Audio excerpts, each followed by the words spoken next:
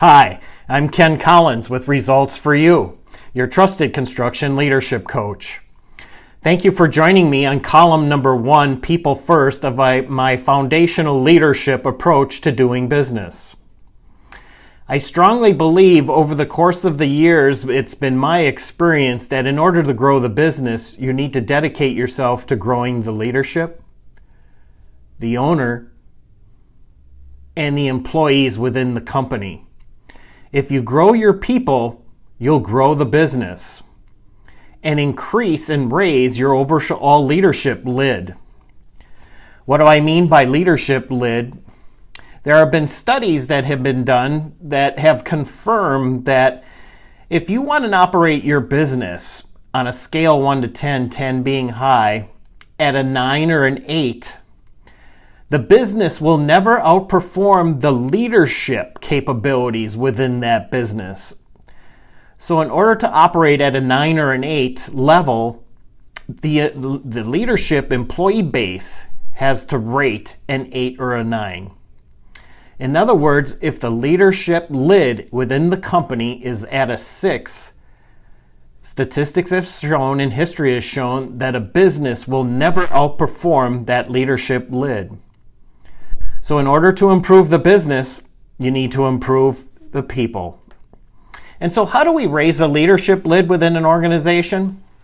I think number 1, there has to be a culture of being a student of people. After all, leadership is the ability to influence. And so how do we influence? We influence clients to purchase and buy from us. We influence teammates to work together as a team to produce more than we can together than we can by ourselves.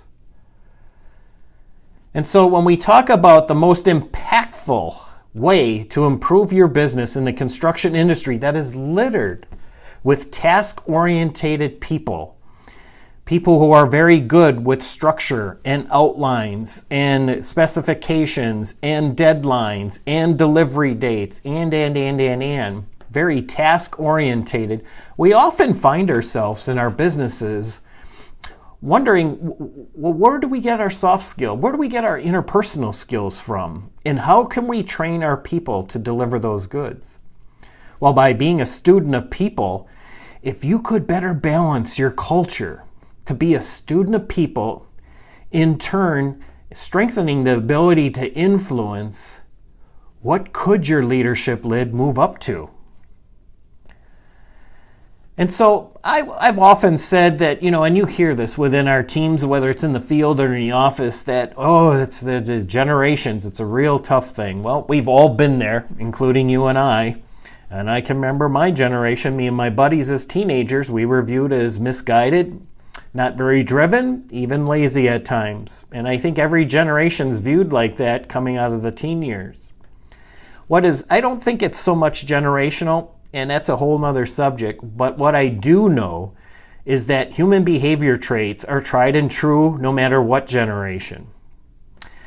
And so when you walk through the student of people and the process of raising your leadership lid to have better influence, it starts with knowing yourself.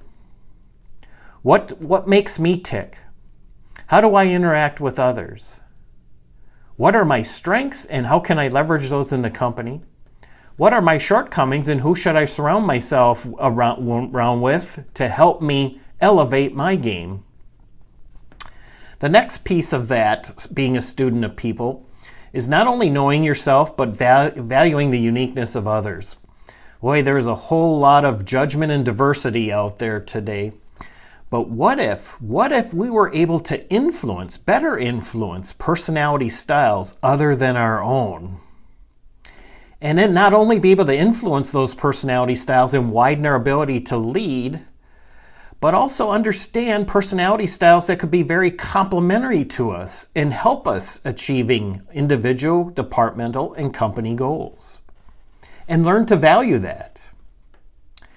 And then the last piece, in order to raise your leadership lid through influence and being a student of people, is what I call leadership significance.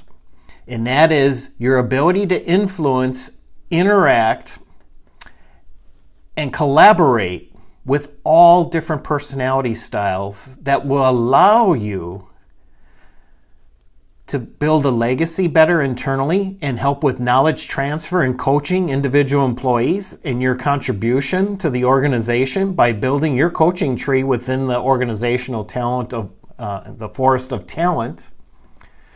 But also, too, leadership significance with regard to long-term sustainable relationships with clients.